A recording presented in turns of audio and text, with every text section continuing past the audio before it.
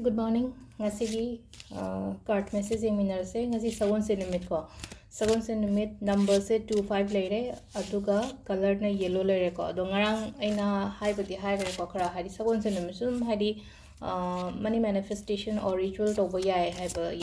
yai haina ko. Ado sum ba to bi bai ko aina ngarang share to giba dumaina Thursday khudingi. Aduga hazik aham bada card ki messaging ase aduga timing re haijar age ngasi gina timing afaba se kram kanda no haibado aduga hangak pa ko hadi nahangi singaw semgi bado ena ko singaw semgi do lawthok piro yare ko lawthok ga gi locker da hapchan biro aduga ngasagi keno da akoina gochapo daga hap khiba paisa natraga keno to likon gumba hapado lawthok ga dum aigi keno to ko hadi phi ngang da kisalaga ai du locker da dum hapchan biro do gi pot so lawthok pi gi no ko ado adagi semauda keno da hauda yam yawidana ko aina han mitra trama thoi ni gi manu da tawba ya havni na ko adu da amu sem ba yai ko sem ga thambi be handak chahi gi oibani na ko haji tha se keno oiri bani na ko adum tawba yai adu gi potuma adagi akhoi gi kuber gi phangaude na haibado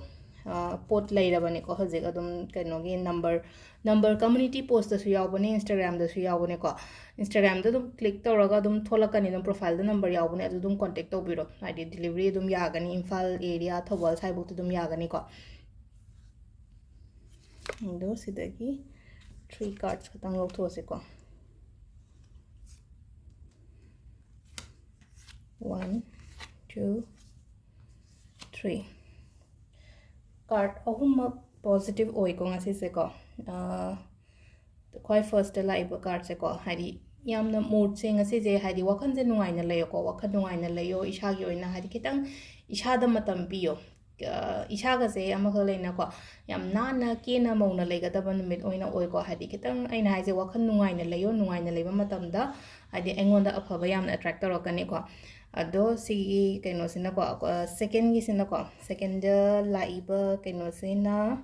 thau khatang yame ngasi gi oina haraga de ko thau yamba har thabak yamba ni khangde keno taw bani khangde icha ga je dum hore nung da or mi rok na ta chok thaba ko pa dum ba taw gani ko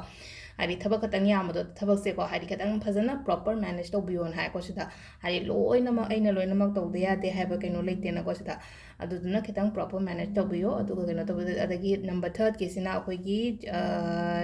judgment haina lai ko judgment na haraga de ko hari any keno ma pending work kumba le raga di adu gi poto engonda oirakpani khangde yarakpani khangde adumaina oina piri ko ado akoi gi timing sina ayuk ki pung 3 ka minute 63 dagina pung 9 ga minute 35 phawng lere dagi 10 ga minute 68 dagina pung 3 ga minute 5 phawng lere dagi 3 ga minute 13 taina pung 3 ga minute 5 phawng lere ko adagi 8 ga minute 93 dagina pung 12 ga minute 38 phawng lere sina ahingini ko aduga nongalam dagina 3 ga minute 53 dagina pung 5 ga minute 39 phawba